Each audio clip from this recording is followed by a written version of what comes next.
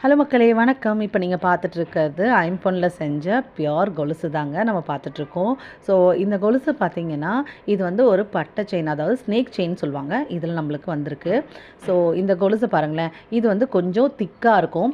தின்னாக போடணும்னு நினச்சிங்கன்னா, மெல்லிஸாக போடணும்னு நினைக்கிறவங்களுக்கு இந்த மாதிரி மெல்லிஸாகவும் நம்ம கொண்டு வந்திருக்கோம். ஸோ இதெல்லாம் வந்து காலில் வேர் பண்ணி போனாலே தங்க கொலுசா அப்படின்னு நிறைய பேர் பார்ப்பாங்க.